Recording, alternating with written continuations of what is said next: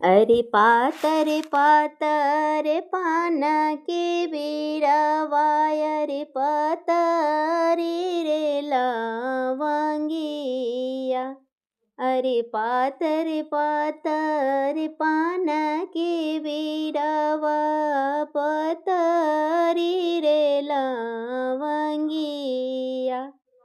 अरे पतरी दुलड़ई तीन गे बेटी नयनमा ढारथ हे लोरावा। अरे पतरी दुलड़ई तीन गे बेटी नयनमा ढारथ हे लोरावा। अरे पतरी दुलड़ई ताई दुलाहा नयनमा पोछत हे लोरावा।